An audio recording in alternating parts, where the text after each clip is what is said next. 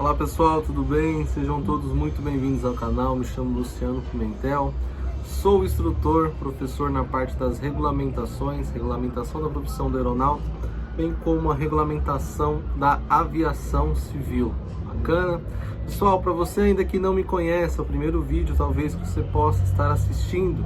Tem bastante vídeos lá, esse já é o terceiro, estamos na aula 3 de regulamentação da profissão do aeronauta. Legal? Pessoal, encerramos a aula anterior falando da parte das tripulações. Bacana? E hoje nós vamos iniciar falando da base contratual. Já aprendemos quais são as definições, o que é necessário para se tornar um aeronauta, bem como nós aprendemos também de que maneira que ele trabalha, tripulantes de voo, tripulantes de cabine, em quais tripulações e para que tipos de situações são utilizados. Legal? Pessoal, todo aeronauta que é considerado tripulante na hora que está em serviço, ele tem que ter uma base contratual. E isso está lá no artigo 23 da base contratual. O título diz assim: entende-se por base contratual a matriz ou filial onde o contrato de trabalho do tripulante estiver registrado, certo? Você então, contratado aí por uma companhia aérea, terá uma base contratual, e essa base contratual será o local onde você irá se apresentar e muitas das vezes findará a sua jornada. Não necessariamente você vai findar a sua jornada todo dia na sua base contratual. Pode acontecer, ocorrer, de você finalizar em outro local. Pessoal, peço perdão, às vezes algum barulho de construção, moto, por mais que eu estou numa altura bem elevada, mas os sons ecoam bastante. Legal? Importante aqui é vocês conseguirem absorver, vocês aí que estão estudando com a banca da ANAC, ou até mesmo você, colega advogado, que está prestando atenção em alguma parte do direito, bastante informação importante eu vou subir aqui para vocês. Peço, por favor, que vocês ativem o sininho aí da notificação, sigam lá no canal, sempre que chegar vídeos novos, o YouTube vai comunicar para vocês, legal? Pessoal, retomando o raciocínio, todos os aeronautas, então, têm que ter uma base contratual, legal? É onde que você se apresenta para trabalhar. Passando mais à frente, artigo 26. Vamos falar agora da escala de serviço. A prestação de serviços do tripulante empregado no serviço aéreo definido do inciso 1 do caput do artigo 5º. Voltem lá no artigo 5º, inciso 1, que você vai entender de quem que essa lei está tratando. Respeitados os períodos de folga e repousos regulamentares, será determinada por período de escala no mínimo mensal. Pessoal, primeira informação importante.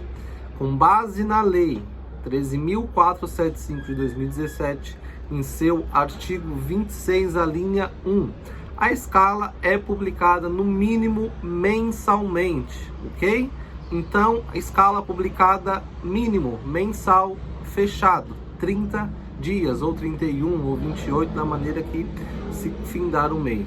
Bacana? Com antecedência mínima de 5 dias. Legal? Exemplificando, nós já estamos agora no mês de julho.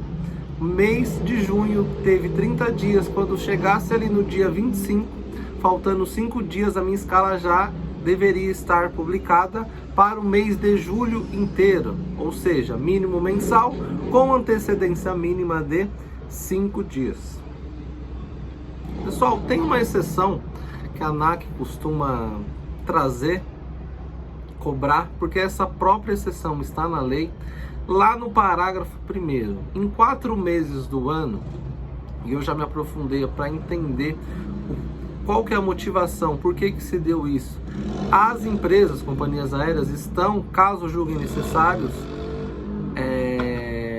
a divulgar a escala semanal para os voos de horários de serviço, com antecedência mínima de 2 dias para a primeira semana e 7 dias para semanas subsequentes, certo? São meses praticamente de baixas temporadas. Regra é 5 dias de antecedência, mínimo mensal. Mas tem essa exceção do parágrafo 1º, eu acho interessante trazer para vocês aqui esses 4 meses do ano, durante os 12 meses, então é 1/3, antecedência mínima de 2 dias para a primeira semana e 7 dias para as semanas subsequentes. Legal? Avançando, pessoal, falamos de base contratual, falamos também aí da parte da escala de serviço.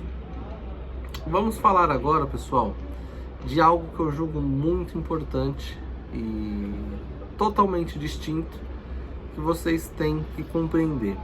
O salário dos senhoras trabalhando na parte da aviação será composto pela jornada de trabalho, pelas horas de voo e pela viagem. São coisas totalmente distintas e que pode, dentro do mesmo dia, ocorrer estas 3, certo?